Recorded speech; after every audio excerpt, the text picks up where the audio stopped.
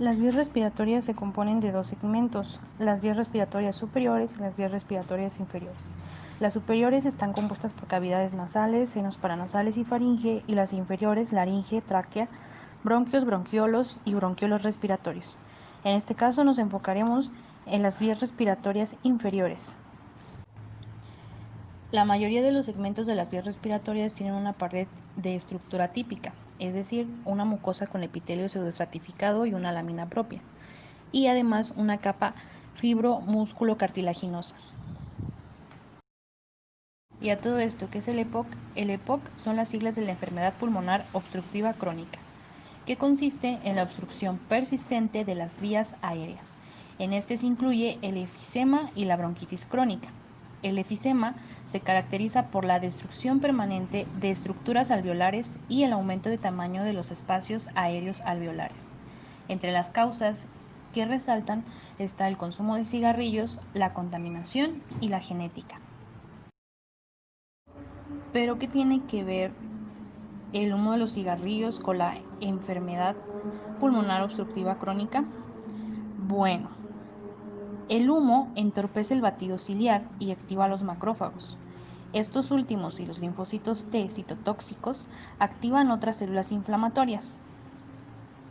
La cantidad y actividad de las células glandulares productoras de moco aumentan, por tanto, en los fumadores jóvenes ya se suele comprobar una obstrucción de vías aéreas de pequeño calibre, que consecutivamente van a acarrear un daño tisular que se observa en los pacientes con esta enfermedad.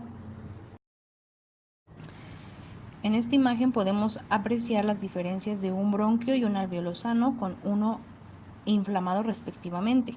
En el caso del bronquio podemos notar un aumento de la mucosidad que obstruye las vías aéreas, la pérdida de los cilios y la destrucción de la pared interna. En el caso del alveolo inflamado contra el sano, podemos ver que los sacos aéreos se colapsan y que esto es causado por la excesiva mucosidad. También podemos clasificar la enfermedad pulmonar obstructiva crónica de acuerdo al FEP, es decir, el volumen expiratorio forzado en el primer segundo, de tal manera que la podemos clasificar de 4 maneras: leve, moderado, severo y muy severo, como aparece en la tabla de la figura 1. Entre los signos y síntomas que destacan de esta enfermedad encontramos la respiración con labios fruncidos, la cianosis central, el hipocratinismo digital, la disnea, la hiperventilación o tórax en barril y las infecciones respiratorias recurrentes.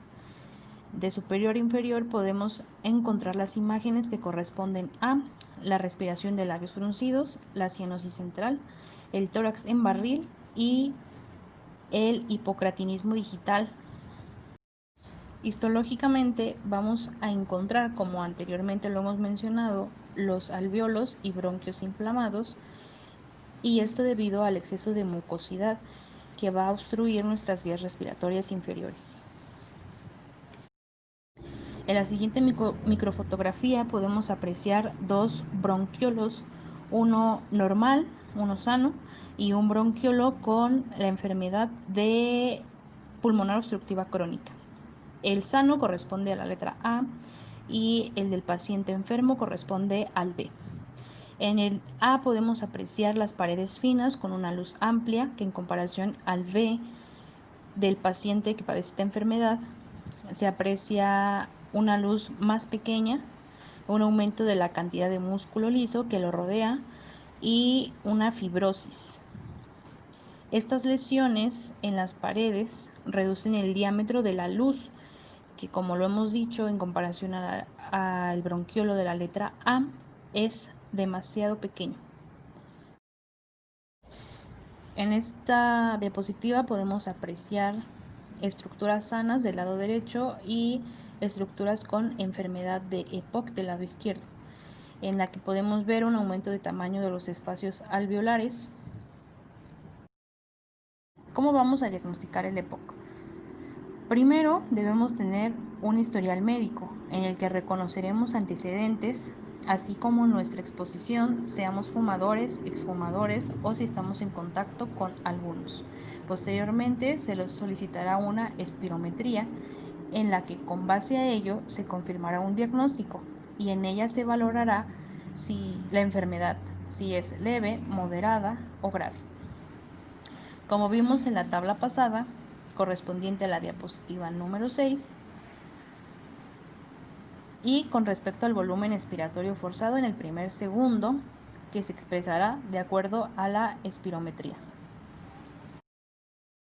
Sin embargo, la espirometría también se puede apoyar de un sistema simple de clasificación multidimensional llamado BODE. En este se toma en cuenta el índice de masa corporal, el grado de obstrucción dado por la BEF1 y el grado de disnea, así como los metros caminados en el test de marcha de 6 minutos. Y lo clasifica como la siguiente tabla. ¿Y cuál es el tratamiento que se suele dar a estos pacientes? Lo primero es que si somos fumadores o estamos en contacto con algunos, dejar de fumar o encontrar un ambiente más sano. También se recetan broncodilatadores para ayudar a la respiración. Se ministra oxígeno adicional, se dan antibióticos contra infecciones respiratorias y en algunas ocasiones se da rehabilitación pulmonar cuando se detecta BODE 3 en un paciente con EPOC. La oxigenoterapia continua domiciliaria es, junto a la abstención del tabaco, la única medida que ha demostrado mejorar la supervivencia de los pacientes con EPOC. El tratamiento más importante en el manejo de la EPOC evolucionada, la OCDE también ha demostrado reducción de la policitemia, evita la progresión de la hipertensión. Por último, te dejamos las fuentes consultadas, si deseas ampliar tu conocimiento o bien leer los artículos completos.